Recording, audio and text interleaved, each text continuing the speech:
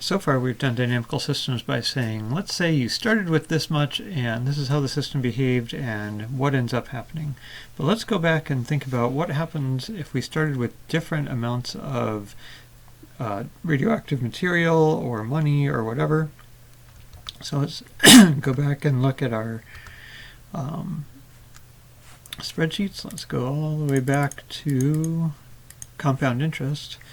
And off to the side here I have another copy of it. I went and made copies of all this just to play with.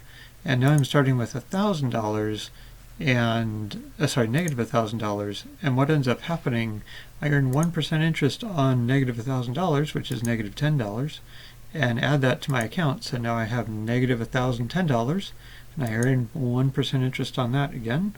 And it keeps going, and so I just get more and more negative money.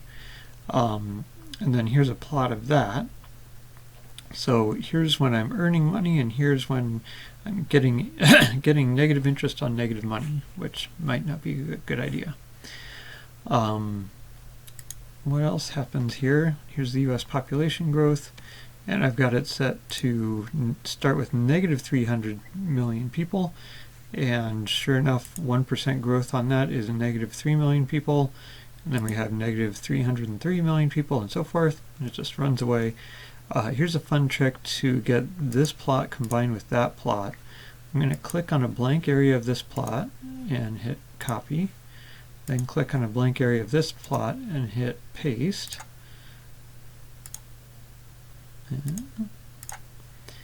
And that combines the two plots, and it copies the formatting from this plot, like the title and the axis labels and even the trend line, onto the new one I pasted onto. So that can be handy sometimes. And of course this graph looks a lot like the compound interest graph because they're basically the same model. Let's go take a look at radioactive decay. There we started with 10. What if we started with negative 10? I know that's not physically possible, but the part of the fun of math is just saying, well, what if? So if we start with negative 10 and then it decays, our delta is now positive because our growth rate was negative. And then we end up with less negative stuff, and we get that graph, and then let's combine that with our previous graph. So that's starting at 10 and starting at negative 10. We can try the same thing with the single dose of medicine, starting at negative 500 instead of 500 now. And we can put those two graphs together, and we see something like that. Let's try it with mortgage. There we started with $100,000 in mortgage, and we slowly paid it off in the beginning, and then it got paid off faster and faster. What if we, so here we're going to make the same payments, still that $599 a month, but what if we start with something other than 100,000? Let's say we just start with 10,000. Apparently we pay it off pretty quickly. What if we start with 150,000?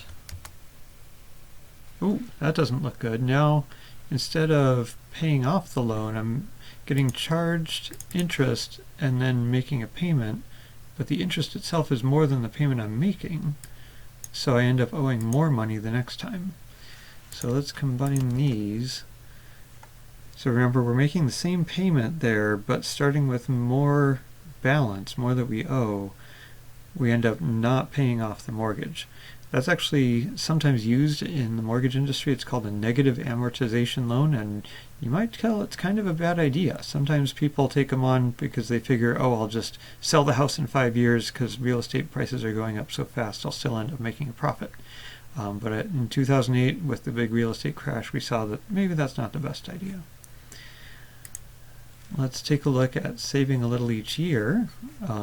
We started with $1,000 and we were paying in $1,000 each year. If we start with $2,000, still looks pretty much the same. What if we start with 0? Still looks pretty much the same because we're putting in $1,000. What if we start with negative money in the bank? Like how about negative $1,000? Still looks kind of the same. That first year we earn negative interest, but then put in positive $1,000, so we end up closer to 0, and then we go past 0 on up. We could even try negative 2,000, about negative 10,000. We still end up above 0. That's interesting. I wonder if we can start so low that we never work our way out of the hole. Apparently you can. So let's copy that there.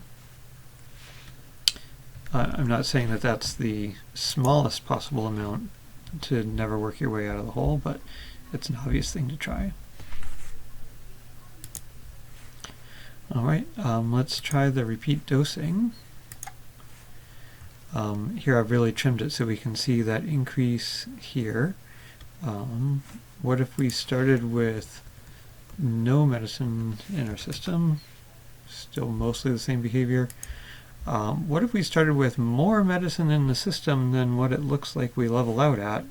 Not that I'm recommending this, by the way, but let's start with 700.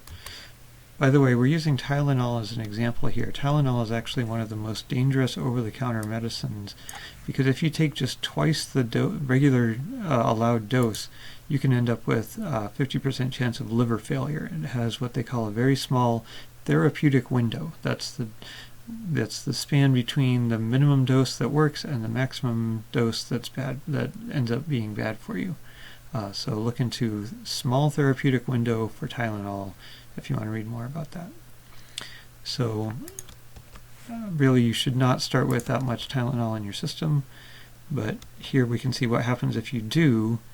It does this with the orange, and then if you start with less, it does that with the blue dots.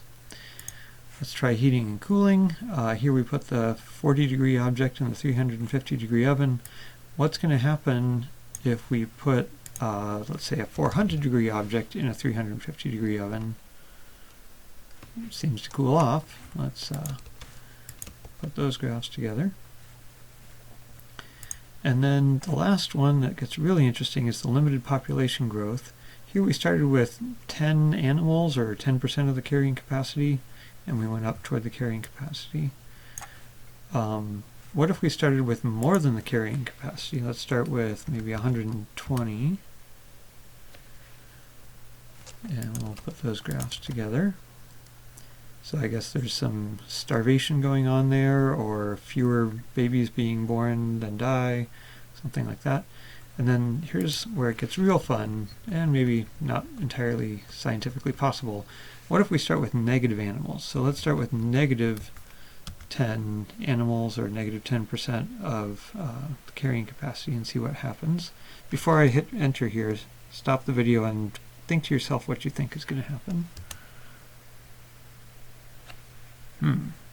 That ends up so crazy large that Excel can't even really plot it. Let's start with negative 1. Let's start with negative 0.0001, see if we can get a decent graph. Okay, so let's put this one together with that. Let's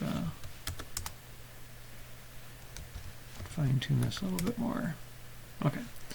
Alright, so that's an overview of what happens if we start all of these with different initial conditions, and we see different behaviors. So I'm not saying you have to be doing all of those with me, especially since your spreadsheet probably wasn't prepared for it.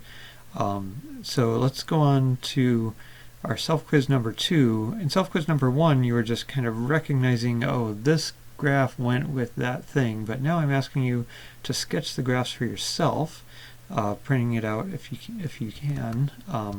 So in that file you downloaded, we already did the matching tab, but here the checkup tab, it gives you the application we're thinking of, asks you to write down the delta formula and also sketch the graph, and it's good to sketch more than one initial condition there like we just did.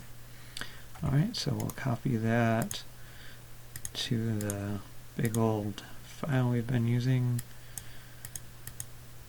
Alright, so again, work on that. It's good to work on it once kind of closed book, trying to do it from memory, and then work on it again in an open book fashion. And then we'll, so that's just a copy of it. And then next video we'll think about these big picture questions.